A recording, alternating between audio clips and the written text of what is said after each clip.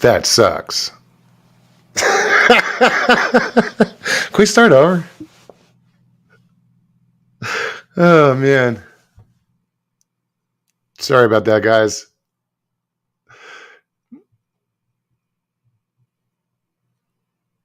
What? That the 5? Do the 5. I don't know what the hell that means. Sorry about that. Welcome to Why the Fascination, or WTF. It was kind of hectic. I'm not in my normal location, so I was down doing some work with my cousin. And hey, what's up, Kev? And I got delayed, so I'm not where I'm normally doing my show. Neon Moon, what's up? Hey, Jen, Danny. There's too much smoke in here. Mr. DeVere, what's up? Patty, Jay, Gary. Hey, Icon, what's up, man?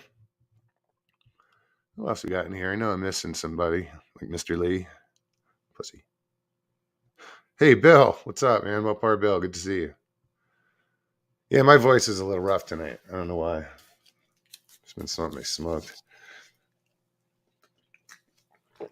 Excuse me. So what's going on? Not too much. Like I said, I did some work for my cousin, and then on the way back, I got delayed, so I had to do what I had to do to get on. So I was kind of rushed. Sorry about the little mishap with the mute. Blackbeard, what's happening? Sandra Piper? I might have said hi already.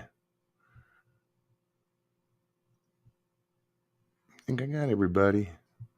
Yeah, so it's just a normal Thursday night. You know, I will put the link in chat if anybody wants to come on. You know, just click on that link.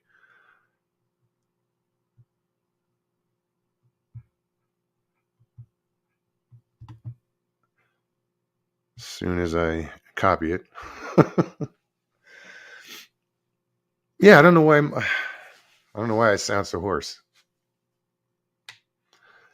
Somebody made a comment about my voice the other night. They were like, "You don't sound too good. Take care of that voice." Sorry. Yeah, I'm looking a little rough. I haven't shaved. JCL Ohio, what's up, brother?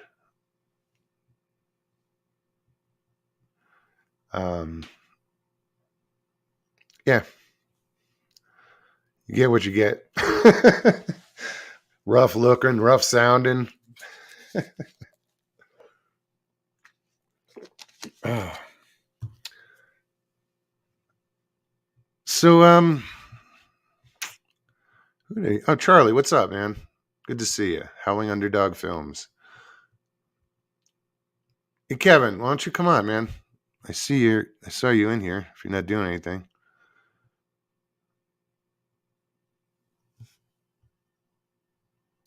Let me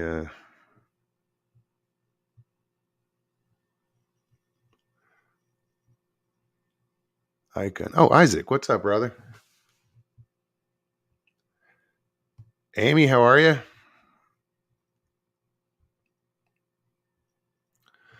So yeah, this part of Arizona that I'm in now, I'm kind of up on the mountains, about 6,000 feet. It's just holy shit, it's gorgeous up here. Kevin, what's up, man? Hey, not much, Russ. How you doing? You hear me okay? Yeah, I hear you good. Little tinny, Okay. I don't know, but it's all right. Yeah, well, I'm trying to operate off of my Bluetooth right now. Sitting Oh, outside. that's probably why. Yeah. Enjoying the weather a little bit, you know. I'm actually not far from here. I was gonna say, I see you got your heater on, so Yeah, well, it's a little chilly right now. Not cold by any means, but it's, I don't know, probably about 49 degrees outside. it's cold enough. Got to be comfortable, you know. If my nipples get hard, it's too cold. That's what she said. Right now, I could cut glass. That's awesome.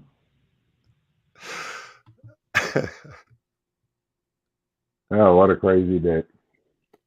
So Yeah, what else? so well, I just got off of a 5-day trip a couple days ago, and just really trying to wrap my head around some of the stuff that happened, and just Really? absolute insane. Well, for instance, one of the guys that went out with us is had his right hand messed up pretty bad in a industrial accident, and doesn't have much use out of it, and actually had his index finger amputated to the first knuckle.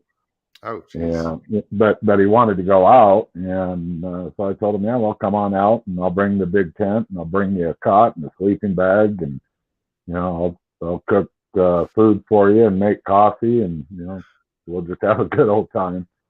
And so anyway, the first night we had some incredible activities, and I might get into that in a little while, but the part that's just got me absolutely baffled is the second night.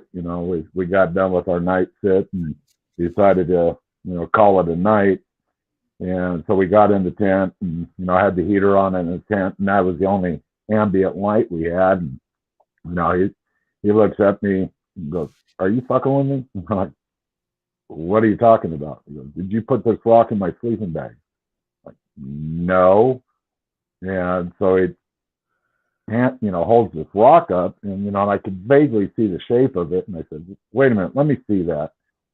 And I grabbed it, and I'm like, "I have no idea how the hell this got in here. This is my rock.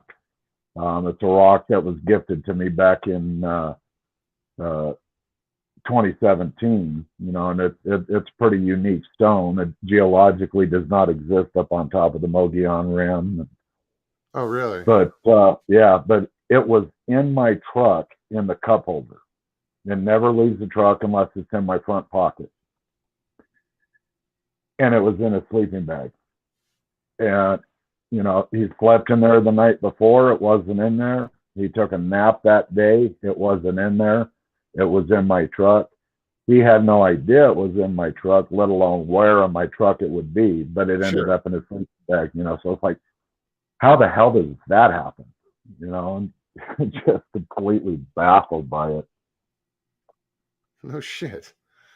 That's bizarre. Oh, it just keeps. So go back to the rock, and what do you mean it's not geologically part of the Mogollon Rim? Well, on top of the Mogollon Rim, it's all sandstone. A couple other various types of. I don't know what the best way to describe it. It looks like petrified termite mound type rock, but basically it's just all sandstone. And this particular stone that was gifted, I'll back up. What had happened is the first time I left gifts out at a gift dump for them, I left a little bag of Hostess powdered donuts. My gift dump was about 6 feet in the air. I had a wooden tray lag bolted into the top of it, and I put it out. Yeah, well, I put it out just before the sun had gone down, and so I went back out there the next morning before the sun was all the way up. It was just barely light out, and I was fully expecting, like 1 or 2 donuts to be missing out of the bag, and the whole bag was gone. And I spent probably 2, maybe 2.5 hours scouring the entire area around there for the bag, because I don't want trash left out in the desert or forest, sorry. Sure. But I didn't want to leave trash out there, and I couldn't find it. And I was like, well, if this is you guys, it's on you, And I went back to my camp, and on the front of my 3/4-ton Chevy truck, chrome bumper, was this stone sitting there. And it's one of my prized possessions. But yeah, so I don't think my truck's locked. Hold that for 1 second. Sure. Let me go to my truck. I'll get my rock out of there, and I'll show it on the camera. Yeah. Give me a water while you're up. Well, I can do that. All right, Kevin will be right back.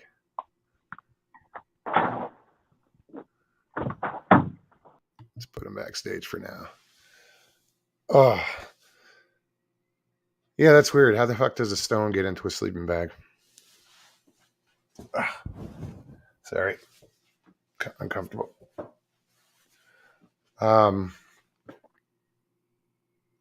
Stone that was in his cab of his truck. It ends up in a sleeping bag. Huh.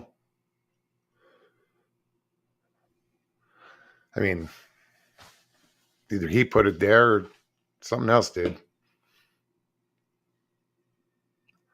I haven't really paid attention to chat.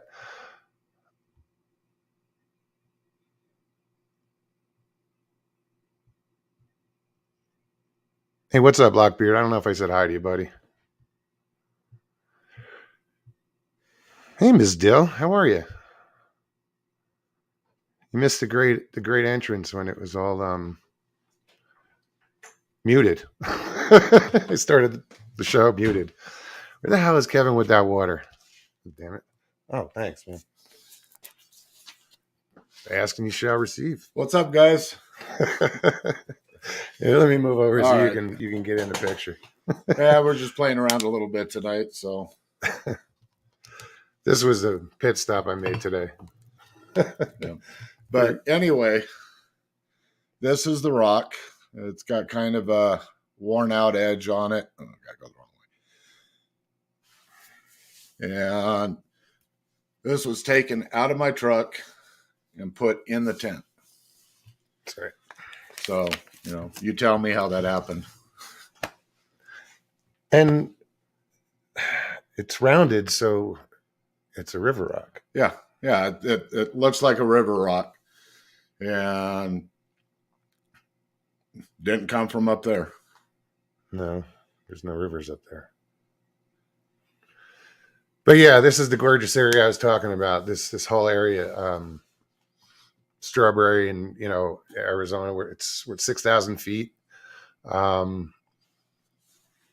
Just ponderosa pines everywhere. Is this part of the Arizona has the biggest stand of ponderosa pines in the world? Is this part of it? Yes. Yeah. Okay. Yeah, I live right in the center of it. Right on. Yeah, it's amazing up here. We're gonna make plans once he starts, going back out to his spots. I'm gonna come up for a couple days and do some recording and see what we can see. Because it's only an hour from my house, so it's pretty cool. Yep, gonna get him out and blow his mind. Still your It's almost funny, as it almost looks like I'm not there. No, like it's still split screen. Yeah, kind of. No, it's not a split screen. It's one screen, guys. It's a cigarette. But it's just funny the way the light is.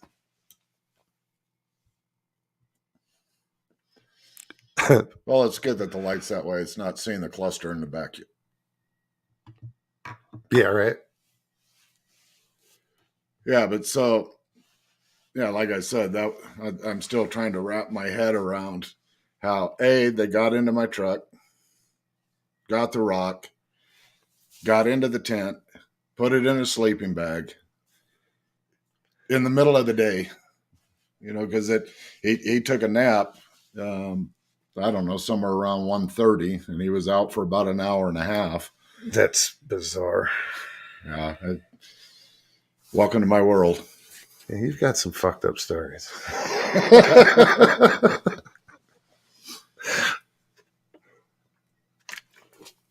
So yeah, most of the areas that he researches aren't open right now. A couple of weeks, the Forest Service roads will open up. Get back up on the rim. Yeah. Oh yeah. I've only been up there. That looks a little better. A handful of times. Half out of the screen, half into the screen. Yeah. So I've got. 1, 2, 3, 4. I got 5 different locations that we go out for, and pardon the pun, but I hate using the term researching because we're not researching. We're out, Searching. We look at it as a field of learning because that's what we're doing. We're learning about them, from them, and by them. But out of these 5 different locations, this last place that I was at, it's lower altitude, so when it's too cold to go up on the Mogollon Rim, that's where we go. And there's actually 2 different family groups there. Interesting part, we call this place Crazy Town, but You cold too? huh? Are you cold too? Because No. I'm like freezing my ass off, even though I got the heater at my back. No, It's all good. I'm just like, I keep getting this chill. We're in a garage. Yeah. But anyway, Crazy Town. If any of you ever watched the Finding Bigfoot shows, season 3, episode 5, they were in Payson, Arizona, and one of the guys had video of one getting in and into his ice chest. And they went out to that location. Well, that person was Mitch Waite. He passed away a few years ago, but that was his research area, and it's in between 2 mountains. And his theory was that there was a family group living on this mountain and a family group living on the other mountain, and they used that campground basically for their kids as kind of like a training area, and we absolutely tend to agree with him on that. But so there's 1, 2, 3 out of 5 locations, 6 different family groups that I have constant interaction with. Mitch Waite also was the original Mogollon Monster. He owned MogollonMonster.com, and that was his deal. I had never heard of him before I started this. So it was, it was, I don't know. It was kind of cool to carry it on, even though I don't, the name on, I didn't know, but he was the original Mogollon Monster. Yeah. He didn't go by that, but that was his channel and stuff. So that's why I can't go MogollonMonster.com. I can't start my own channel because they own it. Yeah. Because I think his son owns it. But the interesting part about Mitch, I never got to meet him. He died, I think, the year before I got into doing this. But my buddy Chuck, who's out with me a good portion of the time, he actually got to meet him. And, Mitch was a very intelligent man. He was a major in the Air Force and worked inside Cheyenne Mountain. I think the biggest problem Mitch ran into is everybody was ridiculing him about what he saw, and so he was more in the aspect of trying to prove their existence. He would set trap cameras up inside his ice chest and up in the corner of his canopy, and he did get the video of the one juvenile getting in his ice chest. And but it's a cool spot, and the things that happen there just are absolutely crazy, and thus we call it Crazy Town. Right on. Yeah, I haven't been there yet. But the one area that I was at, Hilltop. Yeah, that is it's a cool area because you have the aspens and just along with the ponderosa pines. Yeah, aspens, oaks, primarily ponderosa pine, and it's just drop dead beautiful in there. Yeah, and it's weird because you go from Hilltop and you head over to Low Lake. What is it? Knoll Lake. You go from is that Tonto or is it Apache? Well, you go from if you're coming from where Hilltop is, you go into Coconino. You go into Coconino from Apache Sitgrave. So you cross a cattle guard and you cross into a new national forest, and it shows. I mean, there's different gravel. It's maintained differently. one side is thinned out, the other's not.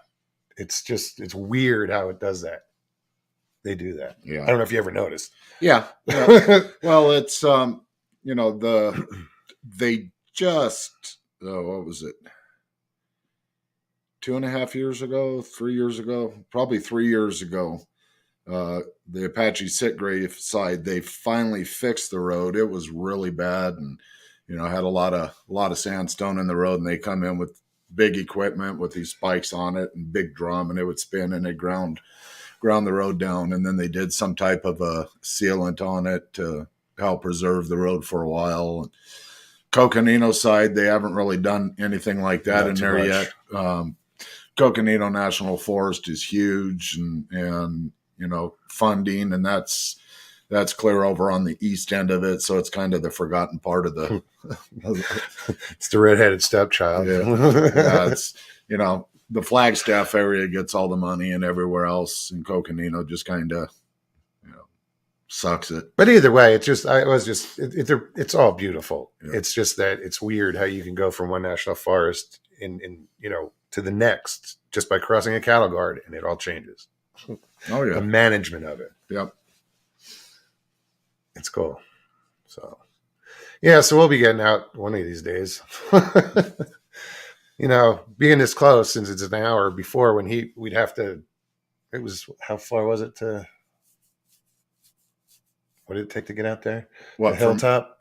From where I used to live? Yeah. It was 132 miles from my driveway to the campsite. Yeah, so I was right at about 2.5 hours to get in there. Okay. And now it's 36 miles from my house. Yeah, what is it? From here to Cottonwood's about 60 something or something like that. Somewhere around there. So it's not bad. So yeah, I'm gonna be crashing here tonight, and we'll figure out tomorrow. I'm in no hurry. You know what I didn't do, and I apologize. You didn't put the link in. I didn't put the link. And if anybody was paying attention, they wouldn't realize that. No, I don't mean mods or anything like that. I'm saying, how did he get on? Well, I'm gonna be right back. I'm gonna go shut my phone off. Yeah, man. and you can tell them the fiasco we had trying to get this set up. Oh yeah, that was a cluster farfigniggin. Yeah, so set up my computer, go to log on to Wi-Fi, ain't working. Check the password. No, this is password. My computer wouldn't log on. My phone wouldn't log on. Finally, I got to log on some other network with the router login. But it was like 25 minutes before when we finally figured it out. And then going back and forth, like to do what we just did with he had to be on the other end of the house or outside just so we didn't get echo because it screwed everything up.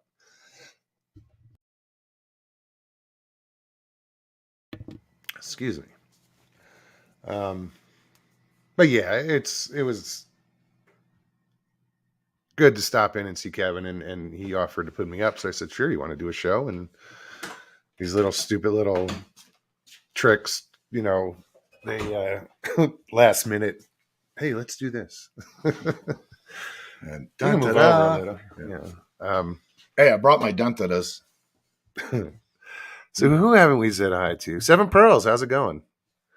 Catherine, good to see you. Whispers from the Dark, how's it going? I got to think of new things to say. It's either what's up, how's it going? Word. Ain't that old school. I mean, I was there when that word was created, yeah. Like during the whole 80s. Probably goes back to the 70s. Emma Johnson, how are you, hon? Haven't seen you in forever. So good to see you. Michael Haywood, what's up?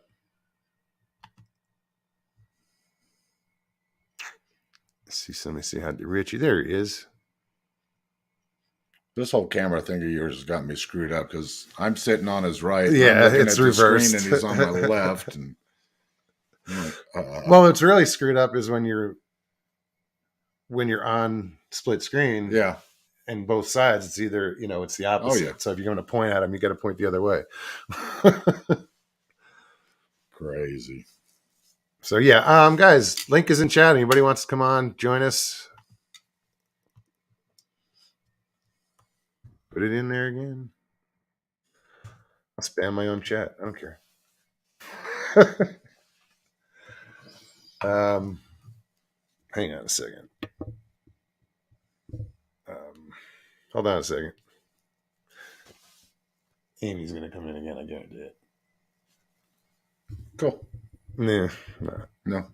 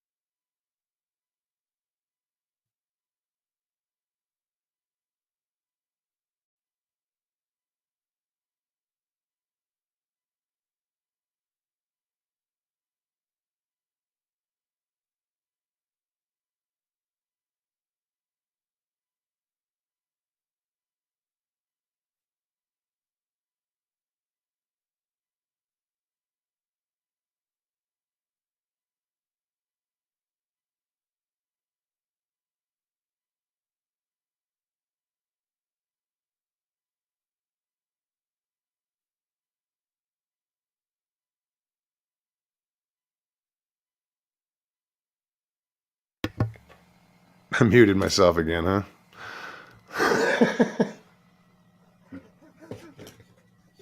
Try these. Oh, this is going to be fucked up. Did you mute I got to see if I can see. I'm going to try to see. Hold on. Oh, hell no. I just got a head rush from a pair of glasses. No. No, I'm having trouble seeing, so I don't know why. Danny's like, would you mind repeating all that? It wasn't much. I was saying how I couldn't see shit. That's not what he said. And you couldn't hear shit. Now, what he said was there's these three little... No, never mind. Yeah, Blackbeard, you're right. Where you at, Mr. Lee? Still waiting on you. Bigfoot report. I'll tell you what, Mr. Lee. Tomorrow, I'll email you. We'll set up a time, and you and I are going to have a face-to-face on StreamYard, not recorded, just like Skype, so. And we'll have a talk, because I want to get you on here, man. Like I said, it won't be live. It won't be recorded. Just you and me talking. And where's he at? England. England? Chessboard, what's going on? Grasshopper. How's it going?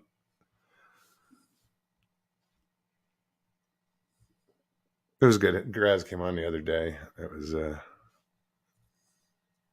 good to talk to him. I love meeting new people.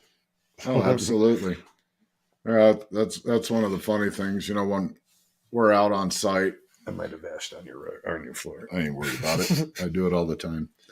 But no, like Crazy Town, everywhere else I go, we're dispersed camping, and it's literally out in the middle of nowhere. But Crazy Town, it's got it's a actual campsite, national campsite, and we'll see people in there, and it's like, go up and introduce, because I want to know who's camping by me.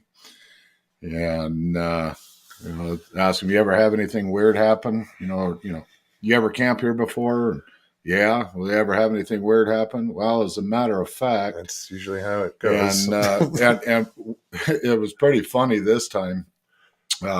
We had a family come in, and they were camped down at the other end, which is about 200 yards, 150 yards or so from where we sit.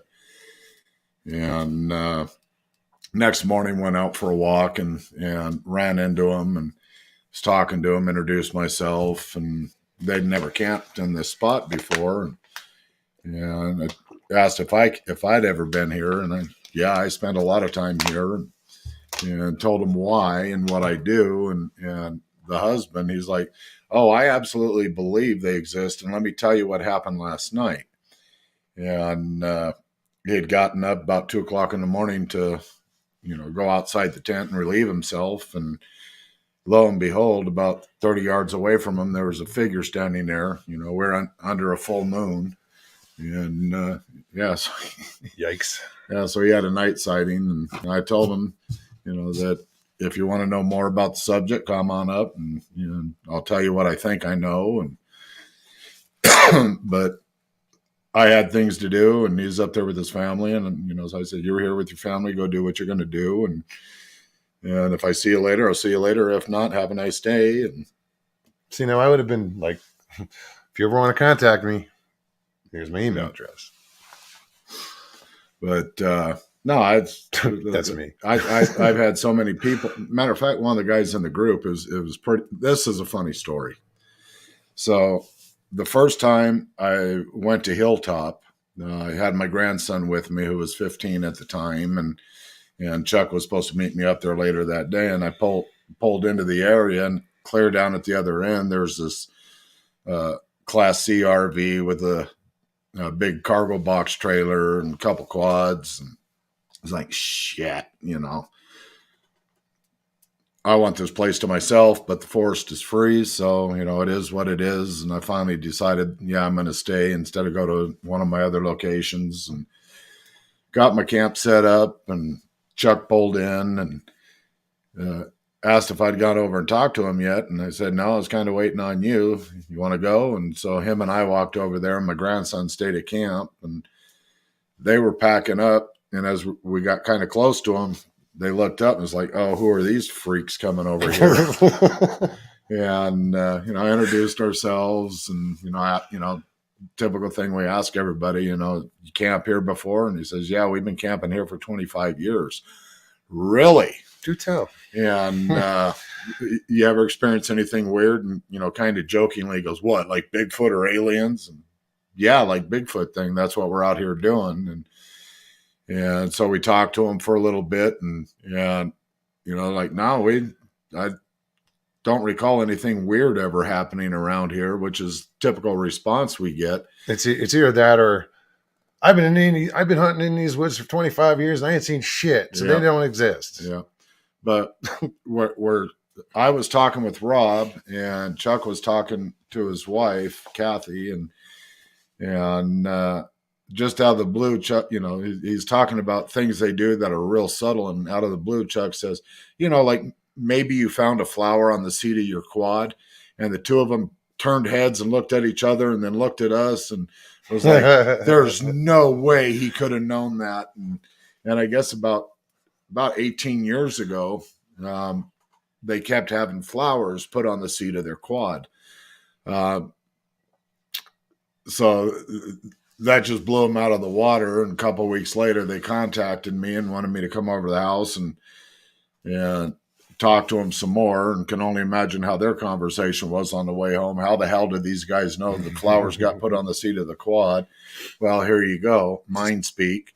We believed that Chuck was told that, because I've never heard him ever ask anybody something off the wall like that. It is pretty random. And hit it right on the head. It's crazy. But now Rob comes out with us all the time, and so you never know what we're going to run into. You can see the fucking enter button. Oh, man. Johnny Half, what's happening? Hey, Brown Dwarf, what's going on, brother? How's things up in the Northwest? Scotty, what's going on, man? See, I always send the same shit. I have to come up with new stuff. Hey, how are you? Just doesn't cut it for me. Hello, my friends. It's You story sound, time. You sound like Mr. Rogers. Meow, meow, meow, meow, meow, meow. Hey, Hobbs.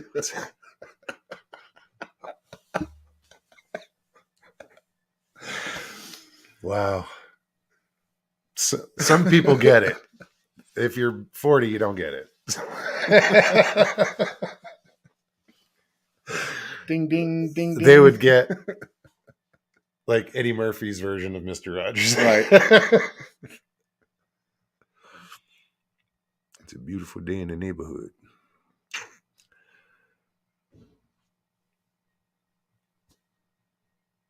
All right, let me just...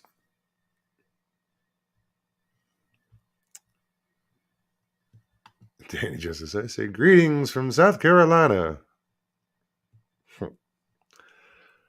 Well, greetings back to you.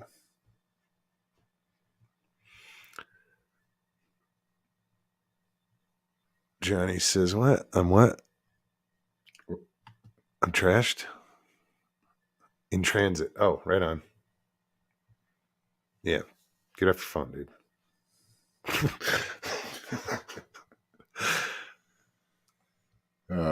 So you told them all about the Fiasco trying to get hooked up? Yeah. Yes, Yeah. yes. It was just a real pain in the ass. From the password to the just trying to sync it so we couldn't do it next to each other. Like his laptop is sitting right here next to me. And we went to the phone and he went across the room still. So he had to go in the other, or actually went outside. Yeah, I went out on the front porch. So. But it worked. What else? Guys, so if anybody wants to pop in, I mean, this isn't just, the Mogs and Kevin show. I think I put that enough. Well, fuck it. Like I said, I will do it again. Spam my own chat because I can do that. Almost call that a shameless plug. I forgot. Who did I make? I made Mopar a moderator. Who else could I make a moderator? That's here all the time. I need somebody that... Mr. Lee's overburdened. And, well, Miss McDilla's there too, and I haven't seen Stevie yet. Those are like the only three to actually moderate.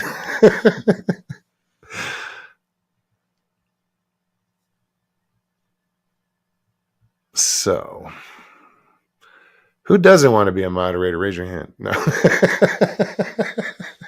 Put your hand down. Can't see it over there in the dark.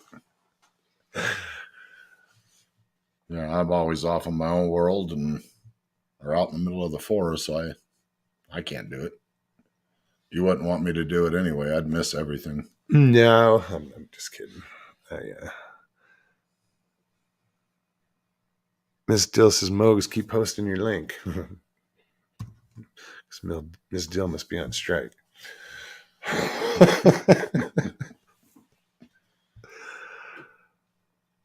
Hilton, what's happening, man? Good to see you. How's things down in the land of the Kiwi?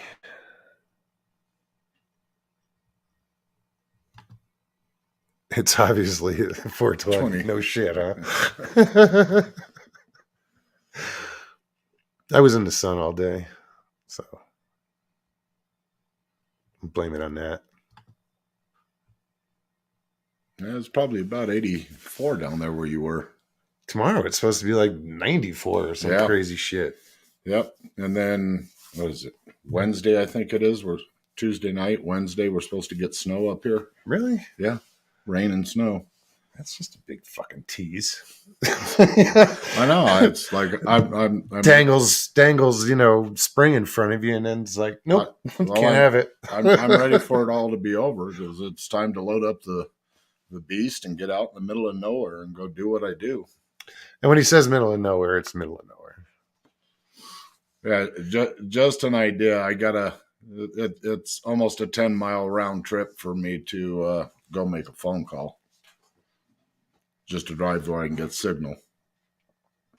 It's funny, like Hilltop, you got to be careful. You got to know where you're going. If you don't turn at that T, you're going off a mountain. Yeah. It's not a mountain you're going off of. It's a cliff. Yeah. 1,300 feet straight down. About that. Yeah. Great view, though. Somewhere I have pictures of that. Oh, it's gorgeous. Yeah, I'll sit out there and have running the sideband channels on my CB, and I get really good atmospheric bounce. I was listening one day to two guys, one from Georgia and one from Tampa, talking back and forth.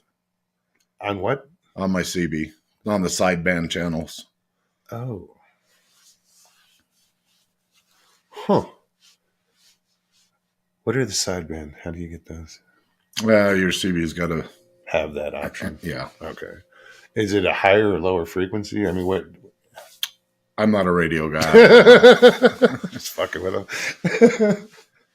It's like I flipped the switch down to sideband, and I don't think my CB has that. It's an old one. I haven't even used it yet. Yeah, I'm not a technology guy.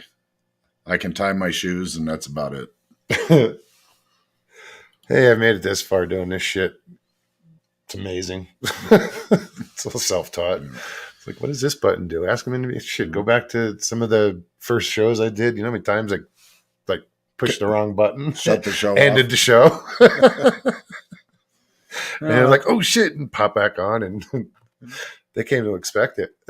It's like I'll get halfway into one of my videos for my channel, and then all of a sudden, switch hands with the phone and hit the volume button, which shuts it off. And it's like, damn it, got to start over. No idea how to edit. My videos are what you get is what you get. Yeah, no, I know. It's just easier that way. Oh yeah, because editing can suck. That's why I went live. That's why I didn't do pre-recorded anymore. I was like, fuck this. Well, and actually, what was pretty funny, not the last video I loaded, but the one prior to that, I was about 6 minutes and 18 seconds into the video and get a volleyball-sized boulder come flying down the hill about 15 yards away from me. And you can vaguely hear it on the audio. Daily Dan. What's up, Dan? Oh, shit. Greetings from South Carolina. South Carolina. Been there, done that. Hey, Arizona, I do watch your stuff. Hey, thank you, man. Appreciate it. Go. You might see me in different names in the comments, like the Daily Dan's the good stuff or the Daily Dan blog. Okay, yeah. I don't usually do that. I don't do every channel on this one. I just kind of watch on this one a lot. But I try to leave comments from all my channels. Yeah, thank you very much, and pleasure to put a face to it. Yeah. I don't even know where to start tonight, Maz, because you don't read chat and you don't know what's going on. No, what's going on? I'll just tell the story, man, and I try right now. I can't even see chat. My eyes are blurry for some totally reason. Understandable. Mine are a little blurry too, my brother. Otherwise, I'd have to lean in. Yeah. Okay. That's why I come here, because you always make me feel like family, and you make me feel so good when I talk to you, man. This is a hard one today, dude. It's a hard one. Last night I was watching this stream. Okay. And it was Pat McCormick. It's a good stream where he talks about old TV shows and stuff. Okay. It's the golden age of TV. And I was watching his stream, and it was a really good stream. And right about the time it went off, it started thundering a little bit, and I felt real strange. But I stayed out and I watched a few more videos, and I was about to go on our friend Eric's channel, Gypsy Road. He's got this other channel called Horror Talk. Oh, right on. And it just started. and I was watching it. It was probably about six or maybe 15 minutes after 12, right? And then all of a sudden there was this most, I can't even describe this burst of lightning where it was everywhere. And the whole house lit up like a bubble. And my internet went completely out and the lights started flashing. And it got real weird feeling in the air, like nothing I'd ever experienced. And then it was gone just in a matter of minutes, this weird lightning storm thing that come out of nowhere when no storms was in the area. And it freaked me out real bad. And my internet never, because I got a Wi-Fi thing, I think it might have just scrambled it because I had to unplug it this morning and plug it back in to get a signal again. Yeah. So I don't know. And I'm sure it's natural, and I'm not saying it's nothing. I know you guys were having weather out that way. Yeah, but it wasn't around me. It was down south of me. Yeah, okay. But it was this one little freak storm that just kind of passed over and messed with me a little bit and knocked my internet out. Yeah. Around 12:15 last night. But once I got up, plugged it back in and stuff, I loaded videos and had a regular morning, right?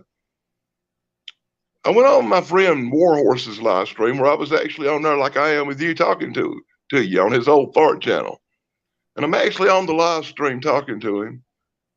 And during the live stream, I get a phone call. And I say, it's somebody that don't usually call me. So I said, hold on for a minute. I got to take a phone call. And I paused the mic. And I took the phone call. And it was my brother-in-law. And he don't usually call me that time of day because he's usually at work. Okay. And he said he had some bad news for me. And he informed me that my mom had passed away. Oh, man. I'm sorry. My condolences. Absolutely. But to have one of them little experiences like you talk about. When did she pass away? Was it? Listen, it wasn't until hours later. Okay. That I'm standing in her room, sitting in the chair that she's sitting in, talking to my brother, and we're discussing what had happened to my mom and making sure there wasn't nothing strange, because your mom passed away. First thing you do is make sure, the pill bottles ain't all empty or something stupid. Sure. The usual stuff. Well, I'm a paranormal investigator, so I kind of look at everything. But we're sitting there talking, and he's telling me about when they found how they said my sister had called her this morning because she was supposed to do something with her, and she never could get in touch with her. So my brother come home from work early for lunch and went over to check on her and found her passed away in her chair in front of the TV where she was probably watching TV when she passed. Sure. Just probably her heart, because she would have been 90 in November. And here's the thing that got me. We're sitting there talking, and I asked him, I said, well, what time did she pass? Just out of curiosity. And he said people that come out said based on the dividity in her arms, the rigor mortis that set in and stuff, sometime slightly after midnight last night, about the same time the lightning storm buggled in and freaked everything out. Right. And I thought to myself, the first thing I thought was some of them stories you was talking about in the bar. And I thought about mobs. Happened and you realized it. And then it happened on the day that you're doing a live stream. So I figured if I didn't do nothing else, I'd come on here and share my little sadness and my story with my friend Moggs tonight. My heart goes out to you, brother. Yeah, mine too. Yeah, and I don't believe in happenstance or coincidences. No, not in that. No, that's and it's fantastic that it's such a similar story. With the lightning and the storm. That same thing happened to me. So I went down and spent time with my brother and sister, and we talked about things and whether we were going to do a burial or a cremation or what she wanted. And since she never talked about this stuff, we don't even know if she's got insurance or not or nothing. So we all may have to deal with that. But we're driving home, and I flipped the radio on, and there's this song playing. And the song really messed me up because it was See You on the Other Side by Ozzy Osbourne. So I reached over and flipped that motherfucker off fast as I could. Oh, man, that's I said, well, I don't want to hear music. He said, I see you on the other side. I about cried and shit. No doubt. That's awesome. But I'm glad you recognize it.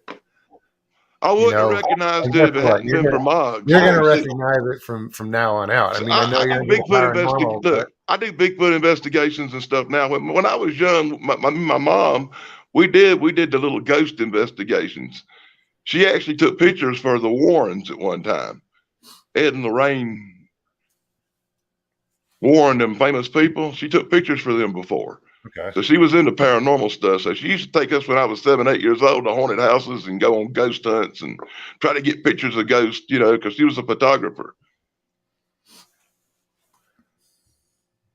Well, so the paranormal's always been in your paradigm and part of your life growing up. That's cool. The ghost stuff, when it hits that close to home, And then when I saw something when I was 11 years old, it became Bigfoot, and I didn't give a rat's ass about a ghost no more because I knew that was a real monster to hunt. Yeah. I was into something else. When it comes to the paranormal world, you can talk all the other stuff you want to, but Bigfoot was my shit because I saw one. I knew they were real. Yeah, it's really different when you go from being a believer or an unknower to somebody who absolutely knows beyond a shadow of a doubt. Well, and then from the time I was 6, let me tell you, I'll tell you straight up, and people criticize me for this. From the time I was 16-year-old on, and I was in the woods looking for a Bigfoot, I was looking for him with a 30-06, and I was going to put his big head on the fucking wall over the fireplace and charge admission to come see that motherfucker. I was dead set on killing a Bigfoot. It wasn't until I got older and wiser that I started hunting one with a camera instead of a gun. Sure. I was a young, crazy person. I wanted proof instantly. I would never consider that these days, but back then, as a young person, I was a Bigfoot hunter. I was the one with the gun. Yep. You'll never see him that way. I realized that after about 20 years. Right. What is that definition of insanity? Doing the same thing over and over again, expecting a different result. Yeah. Didn't take me Hey, Meredith, how are you? Didn't take me a real long time to realize that what I was doing out there wasn't really working too well for me. And unfortunately, I realized on the side of a mountain on day 49 of tracking something across a mountain when I ran out of food and it turned really bad. I was already, by day 20, I was down to Slim Jims and shit. Yeah. The hell do you eat after that? Well, luckily I had a little survival training and I knew what roots and stuff like that I could survive on. And I actually managed to catch some trout. So I had a fish dinner one night. I wished I'd brought less lighters and more food. Or maybe I left some of that weed back and brought some tuna instead. Well, how old were you when you did that? I was in my 20s. Okay. I took some time off from my job. I'd worked so long I'd accumulated like 6 months of vacation time, and the fucking company was kind of insisting that I use some of it. Here, take half a year off. Go ahead. Yeah. But they won't let you do that much at one time. The max you can do is 3 months. Yeah. So I took the max and went on a camping trip. You got your job. Yeah. I went out to Washington, Mount Shasta. Oh, okay. I want to go there. And there's some really weird stories from Mount Shasta. Did a little hunting. Love to go there. Yeah, Shasta, that Northern California. But yeah, a beautiful area. Now, who was that asked about the meteors? Oh, yeah. I'm not scrolling back that far. Oh, come on. There was a meteor passed close to Earth today and come closest it's ever come or something. Well, it's... I'd put some information out last year and some easiest way I can say it is high level contacts that I have. Oh, somebody went. No, he's there. I'm here. Okay, but I'm just doing I'm doing a bad thing you shouldn't do on camera. It's disrespectful. Don't pick your nose, dude. but no, we're. Um, Sorry. I was given information about we're going to be going experiencing what's going to be when it happens full force is going to be considered a meteor storm, not a shower. It's something that's going to last for quite a while. Mostly basketball size meteors, debris field that we're supposed to be entering into. We've already entered into the outer rings of it. And if you think about how a hurricane is, you get a little bit of sprinkles and then it'll calm down. You get a little more sprinkles and it eventually, turns into the full storm. The last information I got on that is by 2020, end of 2024, beginning to 2025, we're going to be in the thick of it. I mean, we're already the amount of meteors that are discovered on a daily basis. It's kind of increased. Oh, it's 100-fold of what it was a couple of years ago. Is that because of technology? No, it's not because of technology. The technology has been there to see these things for decades. Most of the incursions that we're having right now are splashing down out in the middle of the ocean, so they don't talk about them very much. But if you do a little research on the internet, almost on a weekly basis, somebody's videotaping these fireballs bouncing through the upper atmosphere. I think it was about 5 days ago they just had one hit up by Iceland. Yeah, Sweden, somewhere, yeah, somewhere like that. Norway, I think. Somewhere. But they're coming, and we're not going to avoid it. And no, there has been an increase in meteor reports and stuff, and you do see a lot more videos on YouTube now. And we put some of his videos that he just what he told you, his videos have been taken down. Yeah, they got yanked off of my channel, and I contacted YouTube, and YouTube said they didn't do it, and I've had nothing but problems with my YouTube channel ever since. So if we disappear, then channel goes down. You know why? Yeah. That sounds like the plot to that movie where that girl reporter found out that Ellie was meteor going to hit the planet and shit. Yeah, extinction level event. And none of this is extinction level stuff. It's just shitstorm. Really good movie that came out with Gerard Butler called Greenland. It was real funny that this was set to be released in 2020. I don't remember what month it finally got released all over the planet, but they didn't release it in the United States until March of last year or something like that. It's funny you should bring that movie up. I did a trailer on my channel Daily Dance the Good Stuff where I showed a preview for that movie. Yeah, it was up for 3 days before it got took down. Yeah. Well, the part in the movie where I put it right back up a different way. Did you see the movie or just the trailer? Just the trailer is a hard to see movie in the United States, like he was saying. Yeah. Well, there's a part in the movie, and I think it's in the trailer. They're in their truck, and all of a sudden, all these meteors just start coming down, and they're like baseball size or bigger. That's pretty much what we're supposed to be going through. Fires that are going to get ignited from these things. It's just not going to be pretty. I'm not going to lose sleep over it. I'm not either. I'm not worried about shit. Nothing you can do about it. Yep. If it happens, it happens. Don't. Prefer it don't. But you and me both. It's like what is that movie? Don't Look Up. No, the where they end up getting on the arcs. Oh, 2020 Was it 2012. or 2012. 2012? I mean 2020. 2012. When they're at Yosemite or whatever Yeah. it was, and volcano Woody Harrelson. and they're cracked running me from up. these, big. That's what I pictured in my head, was because all these big rocks and lava and shit is coming at Yeah. them when they're driving in that camper, and yeah, I've heard of Greenland. I haven't. I didn't know.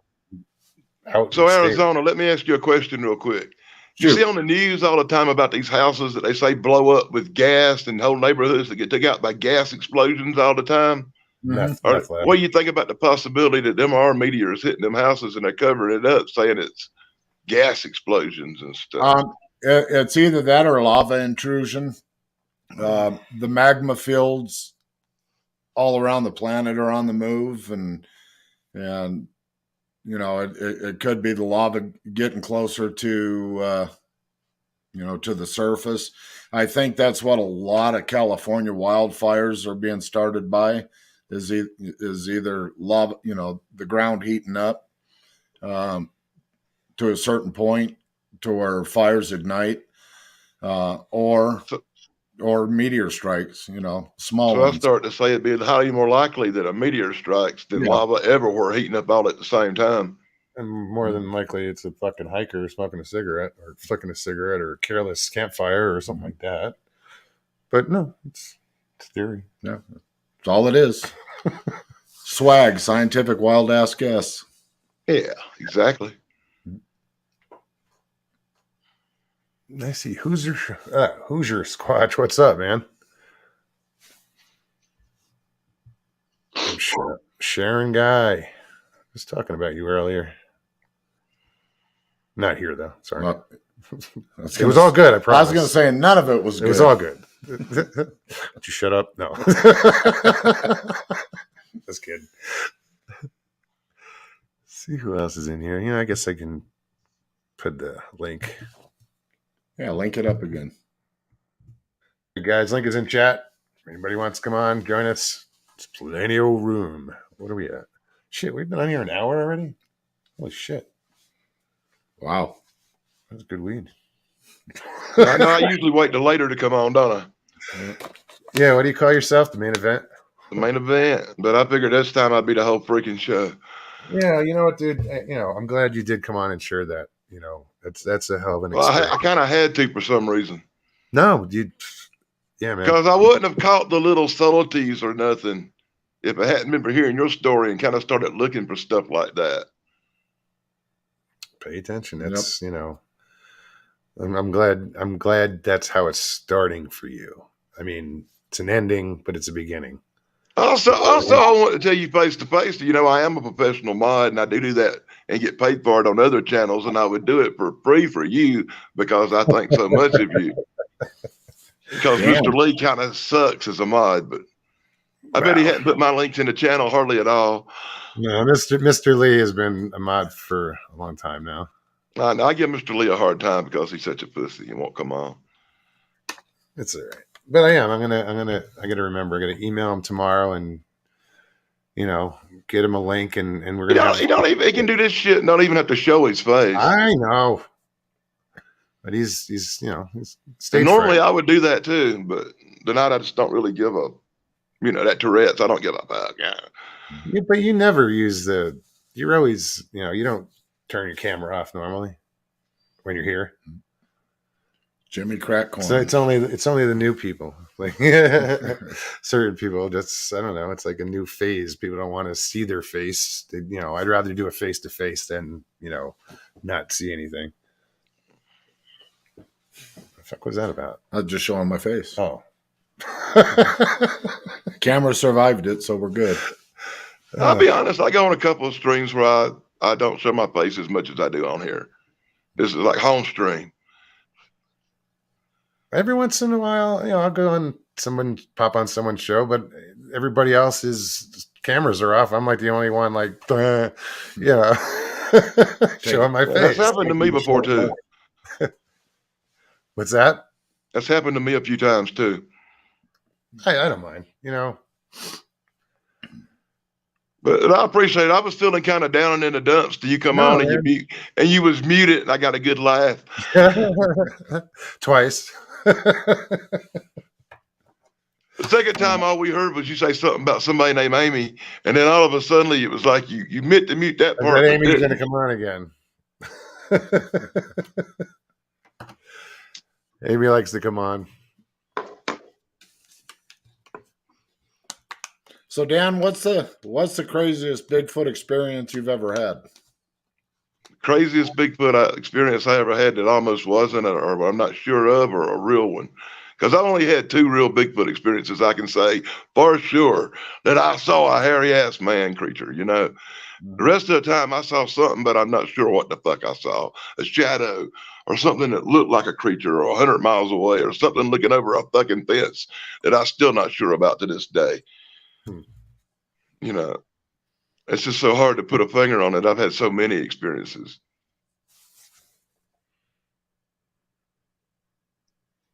Oh no, JCL. Hopefully, at least he didn't get to the house. Some drunk just crashed through my yard fence. That sucks. Take pictures. Live on stream, a car wreck. Yeah. But you know, it was like, I think it was early last year. I'm sorry. I thought it was early, like he was talking about Bigfoot. Early last year, I was in the woods making a video where somebody had a sighting real close to that area, and I actually saw a creature, and I didn't get it on camera, and it kind of messed up my whole day because I shot a video about talking about creatures. I think I even found a footprint or something, and I stopped the camera, was lighting up the cigar and changing cameras because I shoot on 2 different channels. Mm-hmm. And right at that time is when something run out the woods and run right in front of me. Figures. And what I saw was not like what I saw the first time. That's the weird part of it. When the first time I saw a creature, I was 11 years old and it was on a hill 50 yards from me. And I saw this big, giant, muscular, looking like the Hulk with hair looking creature. You know, King Kong, for lack of a better word, but not quite. And this time when I saw one, it looked like a professional 8-foot basketball player covered in hair, all skinny and starving looking. It wasn't GCL, it wasn't majestic. It was damn near scary. If I hadn't been armed, I would have been worried. It's funny how you get courage with a gun, even though you know it's not going to do anything. Well, I got a big fucking gun. Oh, okay. Jeez, you know, overcompensation. But like I said, I tell people, I live in South Carolina. It's not Bigfoot I'm worried about. I'm just real close to where they filmed Deliverance. You drive a jacked up truck, don't you? I don't drive. I have drivers. Uh-oh, I lost the bottom. What? We'll find it later. Oh, the bottom of them? Yeah, the tar trap. Oh, shit. It's here somewhere. Yeah. I've always got somebody that drives me around. Right on. Well, I had strokes. I have strokes a couple of times, and I just don't really feel safe that I'd be driving and get upset like today where I'm upset about my mother passing away. Sure. I'd not want to be driving down the road and have a damn stroke and wreck the car and kill somebody. And I'm not worried about hurting me. I'm worried about accidentally hurting somebody else. No, I understand that completely. Even if it's a medical issue, that's still a tragic thing to happen. And I don't want to risk other people, you know. Huh? I admire you for that. Plus, I save a fucking fortune on no car payment, no insurance. Yeah, and insurance. It's easy to give somebody $10 for a ride. It's so much cheaper. You know, I spend about $30 a month in gas or whatever for rides if I need it. Unless I'm going on a damn Bigfoot investigation up near North Carolina, it might cost me a little more. So where out in South Carolina are you? I'm very close to Greenville in Piedmont, upstate. Okay. Kind of. Not far from Georgia and not far from North Carolina. Okay. About 80 miles either way. All right. So west of like where Carowinds is at? Oh no, way away from that. I'm way upstate from that. Oh, I'm okay. closer to the mountains. I'm All right. I'm walking distance of Paris Mountain from where I live. All right. Well, my South Carolina experience consists of a little over 6 months of Fort Jackson. So You was down near the coast. It's a whole different world up here. It's yeah, it's I was down there outside of lots of Columbia. woods and lots of forest area. Lots of green. Sometimes you can get on a road and ride 20 minutes and not see a freaking house. When you do see one that looks like something North like the Beverly Carolina's like that Hillbillies, too. and there's some goofball on a front porch with a banjo, Yeah, and And no you start teeth. going, "Don't stop the car, honey, no matter what the fuck you do." yeah, it sounds like Kentucky. Also, spent a couple years at Fort Well, Knox. I've spent a few months in Kentucky too, Yeah, and there's it's gonna be comparable teeth in some animals, places. so.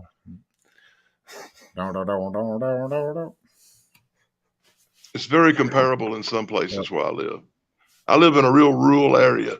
The nearest town to me is a place called Pilsner, and I think it's like 467 people live there. Oh. Shit, 467 people live in my neighborhood. Yeah, that's about how many full-time residents And we it's have surrounded here. by wood. It's surrounded by river and woods on all sides. And it has, I think, what has a resident population of creatures in that area because of the heavy number of sightings all year round in that area. Yeah, good probability. And I went in there several times, and you can watch my videos and see them. I found large footprints and all kinds of weird stuff in the woods. I've had tree knocks and heard howls and caught audio. Well, you caught something in the woods. Something walking in the distance. I remember seeing that Yeah, video. but that wasn't nowhere near what you'd call a Bigfoot. That was I don't know what the hell it was. I'll be honest with you, I don't know what the fuck that was, but I saw it and I got it on camera. It ain't real close up, but you can see it. And the closest thing I can tell you to a description of what I saw, some people had said they had saw like a werewolf, like a dog man running through the woods. And I believe I'm like you, man. I heard that, and I took it with a grain of salt, dogs. I really did. But I said, "Fuck it, for the sake of YouTube, I'll document these people's sighting, and I'll make a video and go look around. What the hell I got to lose, right?" And I'm walking through the fucking woods, and I made a couple of videos, and I found some weird tracks and some weird disturbances on the ground that made me think something big had been through there. And I tracked it for about, I guess, 3 miles through these fucking woods. And I come up over this ridge right near the back of some damn buildings. And what I saw, I can only describe as other fucking worldly. If you ever saw the movie American Werewolf in London, multiple times, I saw something so similar to that. It's scary. Up on a tree in an upright position. And I'm not going to sit here and say I saw a damn dog man or I saw a werewolf, but I saw at the very least, a large mutant wolf thing running around a fucking neighborhood where somebody said they saw a dog man. And right when I looked at it, I said, "Oh shit, there it goes." And I put the camera on, that motherfucker dropped on all fours. Yeah, that's and it ran the fuck away at the speed that was greyhound racing, super freaking speed. Like, there it goes. Wow, look at it go. And you can see it on the camera going. And it was like one of the freakiest experiences of my life. No doubt. And I was just so glad I had a camera running. I wish it had been on my main channel. Different instead camera. Of this stupid motherfucker that I use for goddamn streaming.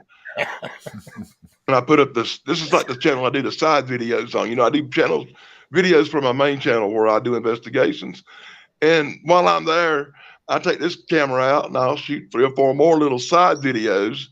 So I get more of the investigation or evidence on, especially if I find something else. Try to get it on video. And it was in the part where I was using this camera for a side video because I figured I'd done found all I was going to find. And then bam, that's when you see something. But that's that story. But I did see something beyond belief and freaky that day. Only time I've ever seen something like that, close enough to see what the frick I'm looking at. It's got it. And And I'm not sure you'd call I it a still don't dog know how man, I'm going to react, or if I ever get the chance to react to seeing anything that, but either the a thing bull about it is, at the very least, I can say to the people who say they see dog man and all this stuff, it might not be per se what you would say as a dog man. But I have seen something too that's very similar to a large wolfy creature that's a mutant and super freaking huge. Because I was 70 yards away. If you look at the video, look how big it shows up on the camera running. And you can get a pretty good look at its gray, whitish looking fur looking stuff. Or tannish more, tan. Yeah, definitely go and check that out, guys, because it's pretty cool. And if Mr. Lee It's was a free, good mod, he'd find it that lets you video know and drop a what link for it in for something the there. chat. Stevie B, what's up, Stevie? How are you, hon? Crow Creek, what's up, Tony? Who else did I just see and I think I missed? Ben T, what's up? Yeah, I've never seen anything like a dog man, and Nor would I want to. But one thing I can say is I will not say anything is impossible because I routinely experience the impossible. And to all my critics who say I find a lot of evidence and stuff, let me just say that you have no idea how many videos don't make it to YouTube. Just ones where I find jack shit and talk about nothing, and I don't even bother putting them up. I try to put up only the ones where I find a footprint or see something weird or whatever. Yeah, I find a footprint and I'm like, all right, well, there's another footprint. Just.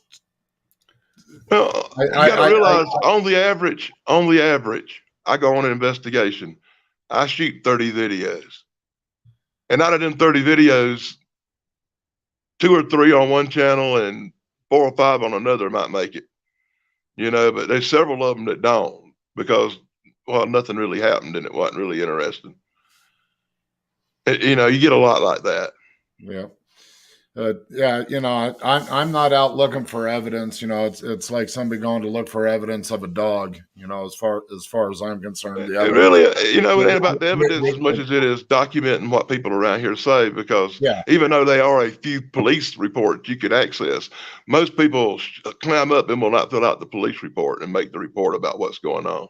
Very few people do that. Well, would you? No, I put it on YouTube for the whole world to see. I'm doing more than a police report. You put anything on YouTube. Well, that's true. The largest tracks that I found, I didn't even realize it was a track until I kind of got slapped upside the head with it.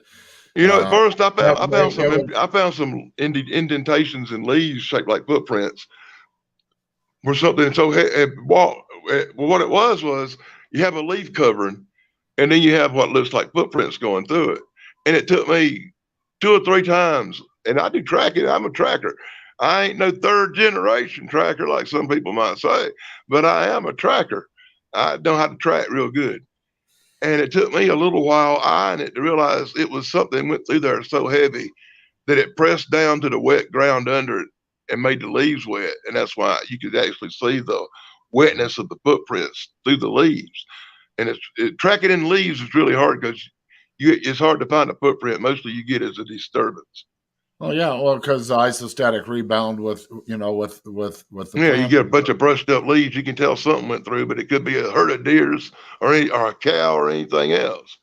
Yeah, it's hard to tell what made them tracks. You have to find a certain place where the ground under it was wet enough for it to press down and actually leave a marking or a track or something to catch up.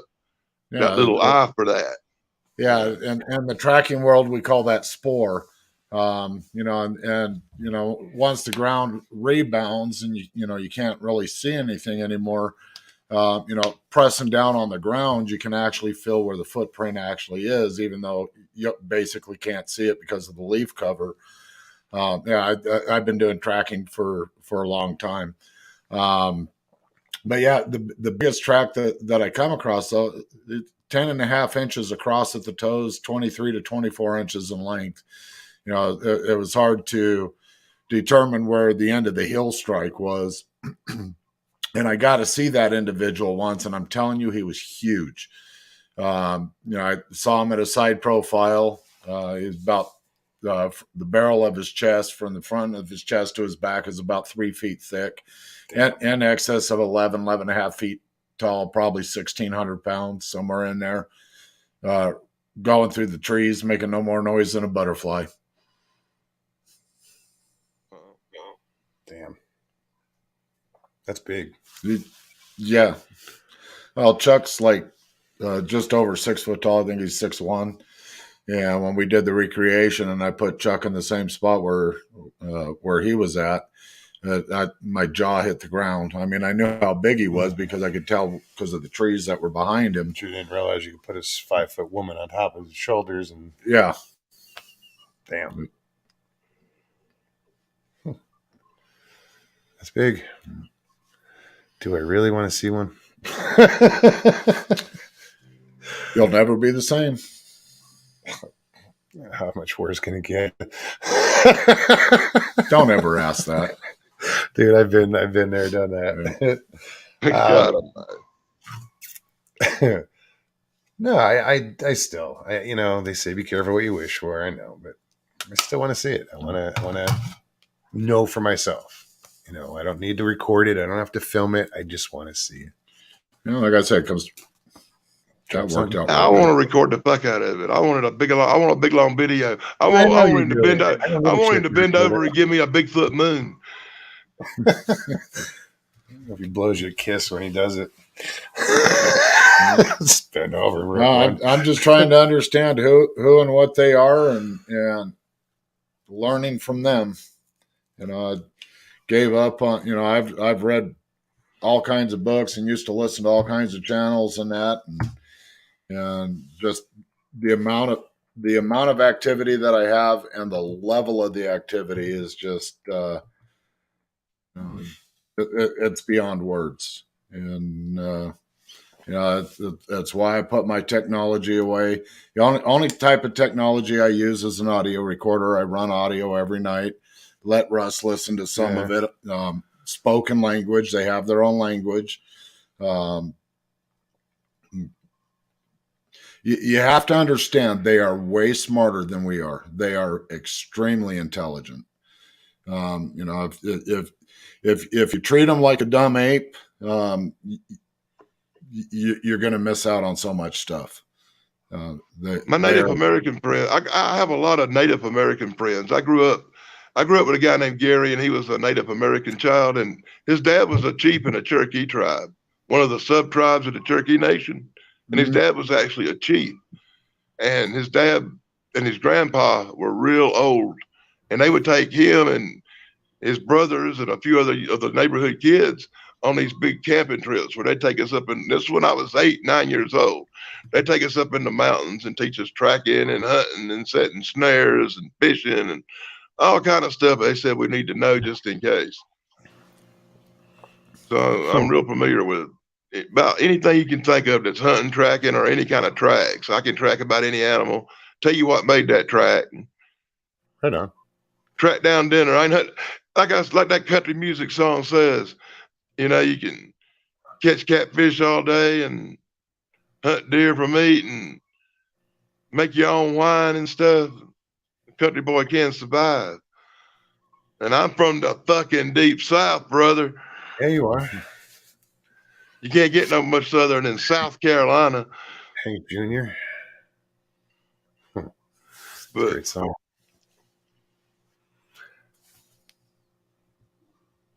Who was I? Oh, Derek, what's up, man?